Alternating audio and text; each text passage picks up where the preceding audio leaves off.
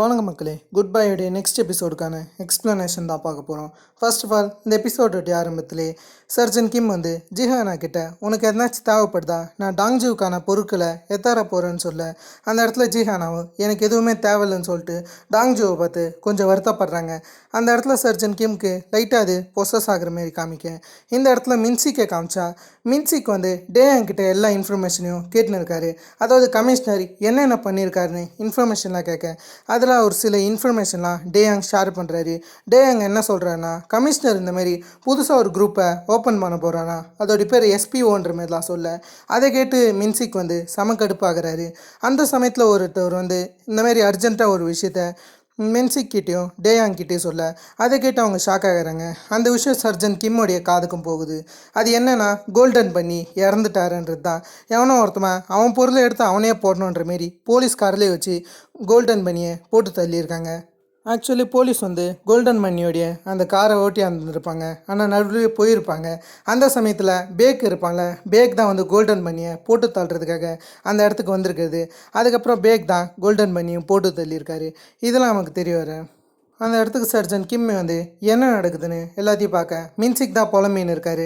இதுக்கு கண்டிப்பாக கமிஷனருக்கு இதுக்கும் சம்மந்தம் இருக்குன்னு அவர் யோசிக்க, ஆக்சுவலி இந்த மாதிரி ஆல்ரெடியே நம்ம சர்ஜன் கிம் வந்து சுப்ரீம் ப்ராசிக்யூட்டரை பார்த்துருக்காரு. ஆக்சுவலி ப்ராசிக்யூஷன்லாம் வந்து கோல்டன் மணியை டேக் கண்ட்ரோல் பண்ணியிருக்காங்க. அவங்க உதவி இல்லாமல் கண்டிப்பாக இப்படி நடந்திருக்காதுன்னு நம்ம ஆட்கள் யோசிக்க, அதே சமயத்தில் ஜூனை காமிச்சா சுப்ரீம் ப்ராசிக்யூட்டருக்கு ஒரு வழியை போட்டுட்டாரு. சுப்ரீம் ப்ராசிக்யூட்டரை இப்போதைக்கு ஒரு பக்கம் ஆட் பண்ணலாம் ஜூன் இருக்காரு. இந்த பக்கம் சர்ஜன் கிம் வந்து என்ன சொல்கிறேன்னா, இந்தமாரி நம்மளுடைய ஷாப்பில் இருக்கிற சில ஃபைல்ஸ்லாம் நம்ம எடுக்கணுன்ற மாரி இந்த இடத்துல சொல்ல, சரின்னு சொல்லிட்டு இவங்களும் நம்மளுடைய ஷாப்புக்கு போகும்போது அந்த இடத்துல சாகாய் இறந்து போயிருக்கான். அதை பார்த்து இவங்க ஷாக்காக யார் சாகாயை கொண்டான்னு இவங்க யோசிக்கிறாங்க. அந்த இடத்துல குவாங்ஸி இல்லைன்ற விஷயத்த நோட்டீஸ் பண்ணுறாங்க. அது மட்டும் இல்லாமல் இவங்க நமக்குமே கால் பண்ண டக்குன்னு அந்த கிறுக்கு பையனுக்கு கால் பண்ணால் நம்ம வந்து பார்த்து ஷாக்காக அந்த இடத்துல ஒரு பீரோல் தான் குவாங்ஸி ஒழிஞ்சிருக்காரு. குவாங்ஸி கிட்ட விசாரிக்கிறாங்க. குவாங்ஸி என்ன சொல்கிறான்னா, சாகாய் வந்து இவங்களை பற்றி எதுவுமே சொல்லலை. அதுக்கு பதிலாக சாகாய் என்ன சொல்லியிருக்காங்கன்னா, லியோவுடைய ஃபுல் நேம் சொல்லி கூப்பிட்றது மட்டும் இல்லாமல் என்ன பேசியிருக்காருன்னா, உன்னோடைய அப்பாவை கொன்னது யாருன்னு எனக்கு தெரியும், எவன் உன்கிட்ட கன்னை தந்தானோ அவன் தான் உன்னோடைய அப்பாவை கொன்னதுன்னு சொல்ல அதை கேட்டு லியோ ஷாக் ஆகி அப்படியே சாகாயை கொன்னுடுறாரு. கடைசியாக லியோவுடைய ஃபுல் நேம் தெரிஞ்ச நம்ம ஆட்களுக்கு அவன் ஒரு ரஷ்யன் காயின் தெரிஞ்சு ஜிஹானோடைய புக்கை நோண்டுறாங்க. அவங்க தான் இதில் செக் பண்ணாங்கன்னு அந்த இடத்துல சில ஓடாளருடைய கேஸை பற்றிலாம் தெரிய வர, இதுக்கு நடுவில் லியோவை காமிச்சா லியோ ஒரு கேமராவை பார்த்து ரொம்பவே வருத்தப்படுறாரு. அது வேறு யாரோடைய கேமராவும் கிடையாது, ஜிஹானாவுடைய அப்பாவுடைய கேமரா. இதெல்லாம் பார்க்கும்போது லியோ வந்து அவருடைய ஆட்கள் கிட்ட மிஷின் எல்லாத்தையும் ரெடியாக வச்சுக்கோங்க, இப்போ நம்ம ஒரு முக்கியமான இடத்துக்கு போகணும்னு சொல்ல, இப்போதைக்கு ஜூன் வந்து மொத்த கூட்ஸுமே ஏற்றுமதி பண்ணலான்னு இருக்காரு. அதுக்கான பிளான்லாம் போயின்னு இருக்கு. இப்போதைக்கு எல்லா டேக் கண்ட்ரோலுமே ஜூன் தான் எடுத்திருக்காரு. அதெல்லாம் பற்றி பேக் கிட்ட கேட்குறாரு. அது மட்டும் இல்லாமல் அங்கே நடக்கிற சில நிலவரத்தை பற்றியுமே பேக் கிட்ட கேட்டுன்னு இருக்கேன். பேக்குமே நம்மளுடைய சரக்குலாம் பக்காவாக தான் ரெடி ஆகுதுன்னு சொல்ல, நான் அந்த இடத்துக்கு தான் வரேன்னு ஜூன் ஸ்ட்ரெயிட்டாக அந்த இடத்துக்கு வந்துன்னு இருக்காரு. இதுக்கு நடுவில் டாங்ஜு எப்படியோ கண்ணை திறந்துட்டாரு. கண்ணை திறந்து ஜிஹானாவை பார்க்க ஜிஹானாவும் சிரிக்கிறாங்க. அந்த இடத்துல டாங்ஜுமே நான் உன்னுடைய முகத்தை பார்க்காம இறந்துருவோன்னு ரொம்பவே பயந்துட்டேன், இதுக்கு மேலேருந்து உன்னுடைய முகத்தை பார்க்க முடியாதோன்னு நான் பயந்துட்டேன்ற மாரி ஜிஹானா கிட்ட சொல்ல, ஜிஹானாவும் அதை புரிஞ்சுக்கிறது மட்டும் இல்லாமல் நீ ரெஸ்ட் எடு, எல்லாத்தையும் நான் பார்த்துக்கிறேன்னு சொல்லிட்டு டாங்ஜு அதே இடத்துல ரெஸ்ட் எடுக்க சொல்கிறாங்க. இதுக்கு நடுவில் கடைசியாக யோன் அவங்க தேடலை முடிச்சுட்டாங்க. அவங்க ஃப்ரெண்டை கண்டுபிடிக்கணும்னு சொல்லியிருப்பாங்களே, அந்த ஃப்ரெண்டை கண்டுபிடிச்சி உனக்கு எல்லாம் ஞாபகம் இருக்கான அந்த கிளிப்பெல்லாம் காமிச்சு கேட்கும்போது அவங்க ஃப்ரெண்டு செம போதையில் இருக்காங்க. ஆக்சுவலி யோன் உருவாக்குன அந்த ட்ரக் மொத்தத்தையுமே அவங்க ஃப்ரெண்டு எடுத்துருந்துருக்காங்க. அவங்க ஃப்ரெண்டுக்கு எதுவுமே புரியல. அந்த கேண்டியை தாங்கன்ற மாரி பைத்தியமாட்டம் நடந்துக்க இப்போதைக்கு ஜூனை கொல்லணும்னு கூடிய ஒரு முடிவில் யோன் இருக்காங்க. யோன் அவங்க ஃப்ரெண்டை தேர்ந்ததுக்கு ரீசனே அவங்க யாருன்னு தெரிஞ்சுக்கணும், ஆனால் அது கடைசி வரைக்கும் தெரியாதுன்னு நினைக்கிறேன். அவங்க ஃப்ரெண்டோடைய நிலைமை ரொம்ப மோசமாக இருக்கிற மாரி காமிக்கிறாங்க. இந்த பக்கம் யோனுமே எவ்வளோ சொல்லி அவங்க ஃப்ரெண்டை திருத்தலான்னு பார்க்குறாங்க. ஆனால் அவங்க ஃப்ரெண்டு இப்போதைக்கு அதிக ட்ரக் எடுத்ததுனால ரொம்ப மோசமாக அவங்க நிலமை இருக்கு. இதுக்கு நடுவில் ஜிஹானாவை காமிச்சா நான் சொன்ன மாரியே ஜிஹானா ஜூனுடைய இடத்துக்கு ஸ்ட்ரெயிட்டாக போகலான்னு முடிவு எடுத்துட்டாங்க. அதுக்கான வேலையை பண்ணுறாங்க. முக்கியமாக இந்தமாரி இவங்களுக்கு துப்பாக்கி தேவைப்படுதில்ல, அந்த துப்பாக்கியெல்லாம் எடுத்துன்னு இவங்க ஸ்ட்ரெயிட்டாக ஜூனுடைய இடத்துக்கு போகிறாங்க. ஆனால் இந்த விஷயம் சர்ஜன் கிம்முக்குமே தெரிஞ்சிருச்சு. எப்படின்னு கேட்டிங்கன்னா, சர்ஜன் கிம் ஜிஹானா எப்போனாச்சு கன் வாங்க வந்தால் என்னை கூப்பிடுங்கன்ற மாரி சொல்லியிருப்பார். அதேமாரி தான் அந்த இடத்துல கால் பண்ணி ஜிஹானா நீங்கள் சொன்ன மாரியே கன்னை வாங்கின்னு போயிருக்காங்க. ஆனால் அவங்க ஏர்போர்ட் ஷூட்டிங் ஏரியாவுக்கு போகலன்னு சொல்ல அதை கேட்ட சர்ஜன் கிம்முக்குமே எல்லாமே புரிஞ்சிடுச்சு. ஆனால் சர்ஜன் கிம்முக்கு எங்கே ஜூனோடைய இடம் இருக்குன்னு தெரியாது. அதை தெரிஞ்சுக்கணுன்னா ஜிஹானாவுடைய அந்த ஃபைல்ஸை செக் பண்ணி தான் தரணும். அதுக்கான வேலையில் இருக்கும்போது ஜிஹானா இந்தமாதிரி ஜூன் எந்த இடத்துக்கு பக்காவாக வருவானோ அந்த இடத்துக்கு ஸ்கெட்சு போட்டு பக்காவாக எல்லாத்தையும் ரெடி பண்ணிட்டாங்க. ஜூனுக்கு ஒரு பாயாசத்தை போடலான்னு சொல்லிட்டு கடைசி இந்த இடத்துல ஜிஹானாவை காணோன்னு சொல்லிட்டு மின்சி கிட்ட சொல்கிறது மட்டும் இல்லாமல் நமக்கு இந்தமாரி சில ஃபைல்ஸ்லாம் தேவைப்படுதுன்னு சர்ஜன் கிம் சொல்கிறாரு. நம்ம கூடி சீக்கிரம் ஜிஹானாவை தேடணுன்ற மாரி இவங்க ஹோடாலர்னு ஒரு நேமை குழுக்கணும் வைக்க அந்த நேம் ஆல்ரெடி நமக்கு தெரியும். நம்ம ஆல்ரெடி ஜிஹானா செக் பண்ணுறேன் அந்த சில ஃபைல்லாம் பார்த்துருப்பாங்க. அதில் ஹோடாலர் எந்த இடங்கள்லாம் வாங்கியிருக்காரு கொரியாவில் அந்த மொத்த இடத்தையுமே ஜிஹானா நோட்டீஸ் பண்ணியிருப்பாங்க. அதெல்லாம் எடுத்து இவர் தராரு பக்காவா. அதை இவங்க செக் பண்ணி பார்க்கும்போது தான் இவங்களுக்கு ஒரு ஸ்பெசிஃபிக்கான ஏரியா தெரிய வருது. ஜூன் இருக்கிற இடத்த கண்டுபிடிச்சிட்டாங்க. ஆனால் இதுக்கு நடுவில் டேவிட் ஹோன்னு ஒரு ஆளை பற்றி தெரிய வருது. ஹோடாலருடைய மகன்ற மாரி அந்த இடத்துல பேசிக்க. ஆனால் அந்த டேவிட் ஹோன்றது வேற யாரும் கிடையாது. ஹோடாலருக்கு மகனே கிடையாது. ஆக்சுவலாக அந்த டேவிட் ஹோன்ற நேமில் வாழறது ஜூனுன்னு தெரிய வருது. இந்த மாதிரியான சில ட்விஸ்ட்லாம் இங்கே ரிவல் ஆக இந்த இடத்துல ஜிஹானா பக்காவாக ஜூனுக்கு ஸ்கெட்ச் வச்சுருவாங்க. ஆனால் அந்த சமயத்தில் யோன் குறுக்க வந்துடுவாங்க. யோன் வந்ததுனால ஜிஹானா அதே இடத்துல உட்காந்துக்க.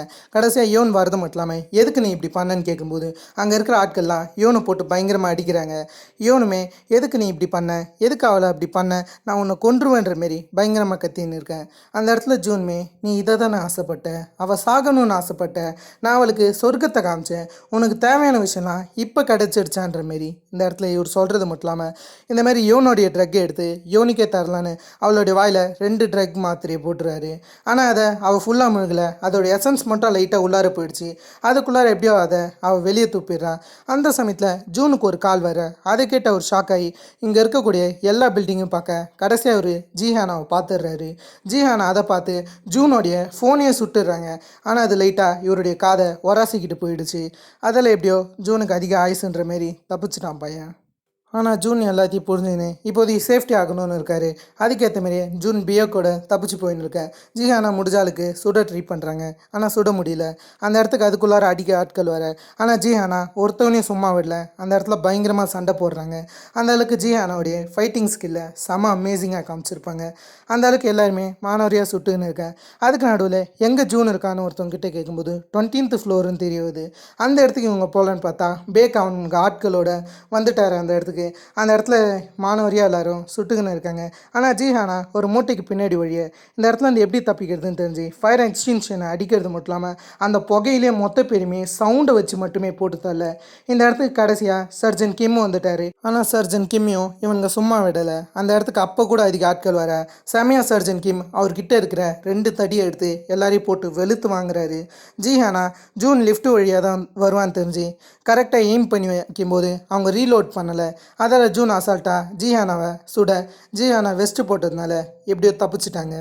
இந்த இடத்துல ஜூன் என்ன கேட்குறான்னா எதுக்காக நீங்கள் இப்படி பண்ணுறீங்க, எதுக்கு என்ன சும்மா விட மாட்டிருக்கீங்கன்னு ஒரு கேள்வியை கேட்க அந்த இடத்துல ஜூன் பண்ண மொத்த தப்புகளையுமே ஜிஹானா சொல்கிறாங்க. ஜின்சுவை கொன்னது, ட்ரக்கு, அது இதுன்ற மாரி அடிஷ்னல் ஷீட் எழுதுகிற அளவுக்கு அவ்வளோ தப்புகள் பண்ணியிருக்காரு. அதெல்லாம் சொல்ல அதெல்லாம் கேட்டு ஜூன் சிரிக்கிறது மட்டும் இல்லாமல் ஆமாம் அதை நான் தான் பண்ணேன், நீ என்ன பண்ண போகிற, என்னை கொல்ல போறியா இல்லை வேறு எதனாச்சும் பண்ணுவியா, உன்னால் எதனாச்சும் பண்ண தான் முடியுமான்னு கேட்கும்போது என்னால் கண்டிப்பாக பண்ண முடியும்டா, இதை வேணும்னா பாடுறான்ற மாரி அவங்க இந்தமாரி எல்லாத்தையுமே ரெக்கார்ட் பண்ணியிருக்காங்க. எல்லாமே லைவாக ஓடுது. ஜூன் பண்ண மொத்தமே வெட்ட வெளிச்சதுக்கு வர ஜிஹானாவும் அவனை பார்த்து சிரிக்க ஆரம்பிக்கிறாங்க.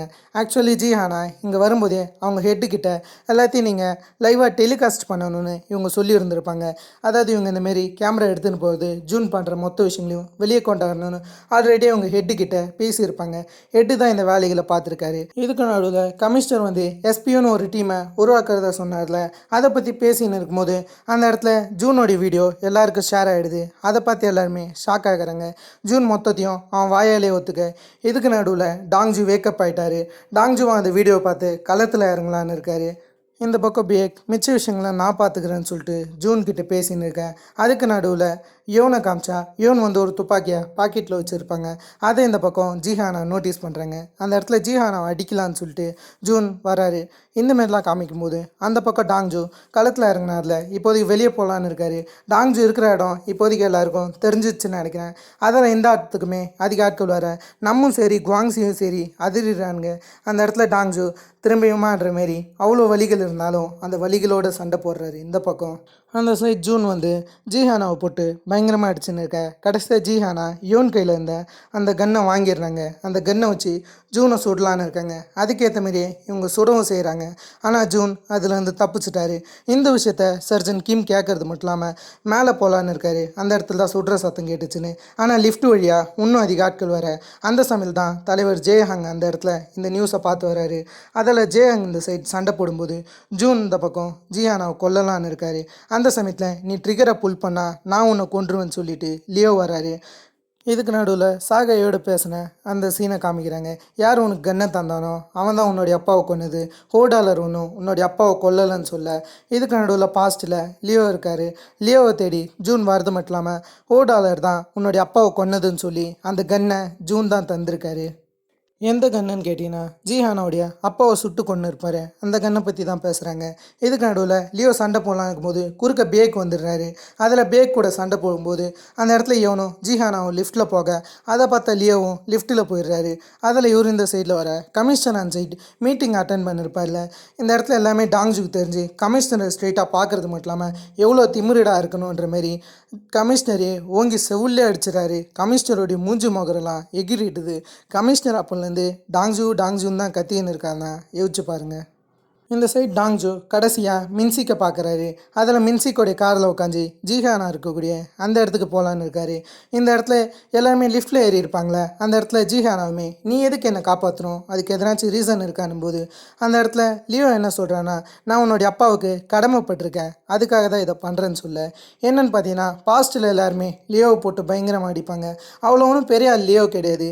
லியோவை போட்டு பயங்கரமாக அடிக்க அந்த இடத்துல ஜிஹானாவுடைய அப்பா தான் லியோவை காப்பாற்றுறது மட்டும் இல்லாமல் லியோ கிட்ட பேச்சு கொடுத்து லியோவுடைய மனசை ஒழுங்காக ஆக்கியிருப்பார். ஆக்சுவலி லியோன்றவர் நல்லவர் தான். சில பேரை கொலை பண்ணுறதுக்கு ரீசன் இருக்கும். ஆனால் கொலை பண்ணுறதுக்கு முன்னாடி வேண்டிப்பார், அதாவது கடவுள்கள் என்னை தண்டிச்சிடக்கூடாதுன்னு. அதாவது லியோவை ஒரு நல்ல வழிக்கு திருத்தினவராக தான் ஜிஹானாவுடைய அப்பாவை காமிச்சிருக்காங்க. உண்மையாலுமே இந்த எபிசோடில் ஜிஹானா அதுக்கடுத்ததா லியோவுக்கான அந்த சில சீன் தான் செமையாக கொடுத்து வந்திருப்பாங்க. லியோவுக்கான ஒரு அருமையான ஸ்டோரி டெப்த்திங்க தந்திருக்காங்க. லியோ கடைசியாக இவர் வச்சுருந்த கேமராவை ஜிஹானா கிட்ட தந்து இதை உன்னுடைய அப்பா உனக்கு தர சொன்னார், இதான் அவருடைய கடைசி ஆசைன்ற மாரி இந்த இடத்துல ஜிஹானா கிட்ட தர. ஜிஹானாவும் அந்த கேமராவை வாங்கி கீழே போயிடுறாங்க. கீழே போய் அந்த கேமராவில் என்ன இருக்குன்னு பார்த்தா இவங்க அப்பாவை யார் கொன்னான்ற அந்த வீடியோ தான் இருக்குது. கொன்னது வேறு யாரும் கிடையாது, ஜூன் தான். இந்த சைட் ஜூன் வந்து மொத்த கூட்ஸுமே ட்ரான்ஸ்ஃபர் பண்ணலான்னு இருக்காரு. அவருடைய சில பணங்களை அவருடைய பென்ட் ஹவுஸில் போய் எத்தர போயிருக்காரு. இதுக்கு நடுவில் மின்சிக்கும் டாங்ஜூ வந்துட்டாங்க. மின்சிக்கை தனியாக விட்டு டாங்ஜூ மட்டும் வேறு ஒரு சைடு போயிடுறாரு ஜிஹானாவை தேட. இந்த இடத்துல பேக்கும் சர்ஜன் கிம்க்கும் பயங்கரமாக சண்டை நடக்குது. இதுக்கு நடுவில் டாங்ஜூடைய பேக்ரவுண்ட் வாய்ஸில் இதுக்கு மேலே இருந்து என்ன நடக்குமோ அதை நாங்கள் பார்த்துக்குறோம், இது எங்களுக்கான ரிங், எங்களுக்கான ரூல்ஸை நாங்களே எழுதிப்போம், எல்லாத்தையுமே நாங்கள் கூடிய சீக்கிரம் முடிப்போம், கிங்ஸ் நெவர் டைன்ற மாரி ஒரு டைலாக் சொல்ல. இதான் நெக்ஸ்ட் எபிசோடோடைய டைட்டிலாகவும் இருக்கும். கிங்ஸ் நெவர் டைன்றது கோப்ரா காய்க்கான ரெஃபரன்ஸாக தான் தந்திருக்காங்க. அதாவது கோப்ரா காய் வில் நெவர்ஸ் டைன்னு சொல்லுவாங்களே, அதை தான் இது ரெஃபரன்ஸ் பண்ணுது. கண்டிப்பாக உங்களுக்கு இந்த எபிசோட் பிடிச்சிருக்குன்னு நினைக்கிறேன். நெக்ஸ்ட் எபிசோடுக்கு எவ்வளோ பேர் வெயிட் பண்ணுறீங்கன்றதை மறக்காமல் கமெண்ட் பண்ணுங்கள். Okay, have fun guys.